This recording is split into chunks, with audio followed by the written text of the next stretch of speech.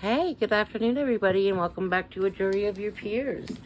I am Virginia, and please hit the like, the subscribe, and the bell notification. We welcome everybody's views and opinions down in the comments below. Remember, this is for entertainment purposes only. Please go do your own research. So, let's get back into who is Chad Daybell. A little disclaimer. From here on out, you're going to hear me talk about a woman named Lori Daybell. And she is on trial now for killing her ex-husband or husband. I don't know. I don't know if they divorced or not. I think he was murdered before they were able to divorce. But she's on trial now. And remember, everybody is innocent until proven guilty. I wholeheartedly believe in that everybody's innocent until proven guilty. Everybody in the United States deserves a fair trial. I wholeheartedly believe that. And we're going to try, when I do start covering the daily trial, we are going to go in with the mindset that he is innocent until proven guilty, and we are going to hold the state to their burden. They have the burden to prove beyond a reasonable doubt this is a death penalty case. He is facing lethal injection or death by firing squad. So we are going to hold them in both parts to what they say and see if they can prove it. And try not to be biased. That's what I'm going to try to do. I can't promise I'll do it because this is a hard case. So anyways, let's get back into who was Chad Daybell. Part 2. So I think when we left off, they had just moved to Rexburg, Idaho.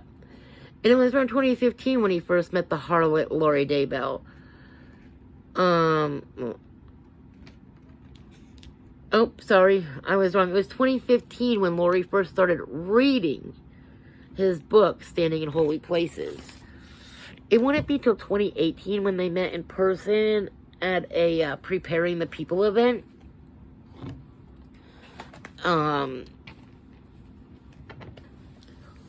And at this event, he had told Lori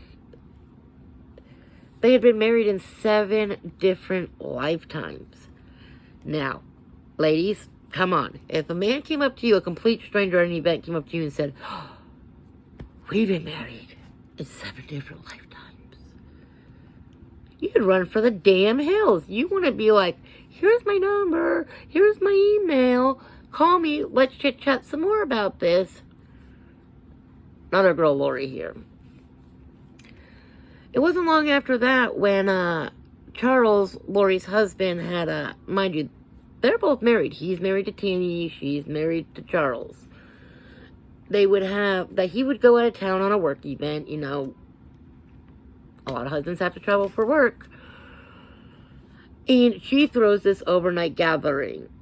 I want to say it was her and one other person. I think I just found online they were referred to Gibbs. I don't know if that's Melanie Gibbs or who it is, but another follower of Chad's. And here is where Chad really knocks her head over heels. In my opinion, Lori is the complete textbook definition of a narcissist. Loves to be the center of attention.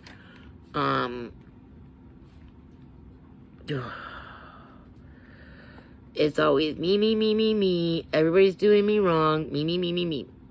I digress. So they have this get-together with Chad. One-on-one and another person. And like I said, this is where Chad really knocks her head over heels. They spent the night talking about their religious differences and their religious beliefs and whatnots. And during this event, Chad tells them about these 31 different lives he's lived on 31 different planets.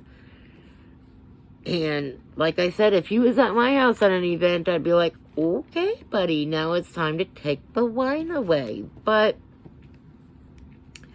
I guess they have these different beliefs. And I'm sure there's some things that I believe in that some of y'all would be like, girl, you got off your rocker. But, it gets a little dark because he tells us that, or not us, he tells them that, people are supposed to be categorized into light or dark beings, and that's based on their affiliation with Satan or Jesus. Now, if you're close with Jesus and you're a good radical Mormon like they are, because I'm pretty sure this is like some radical Mormon belief system. Like I said, I'm not fully sure, so I could be wrong. Please don't come after me. But like I said, light or dark, if you're light and good with Jesus, then you're light. And I think it's based on a percentage system. So, like, with me, I question if there is a God in... I believe in a higher power. I don't know per se there is a God in a Jesus. I would probably only be 40% light. And like 60% dark. So it's based on their affiliation with Jesus and Satan. So like I said, the closer you are with God, the lighter you are, the less you believe in God, which means you're closer to Satan, the darker you are. And like I said, this is where narcissistic Lori got like really head over for Chad, because he had told her she is an eternal being, and she became obsessed with Chad and his teachings. And in December 2018, they started doing this podcast together, and these podcasts was talk about certain Mormon influence apocalyptic beliefs and like doomsday prep, and there's nothing wrong with doomsday in the I believe, our planet is a living being, that all living organisms and all living beings, you start this life dying. So our planet's life started, and when it started, it instantly started dying. That's just a hard fact of life. And but what they've done and what's coming up is not okay. It is not. It is so far from okay that I hope I'm going to be able to get through it without crying. So, like I said, that's all I have for today.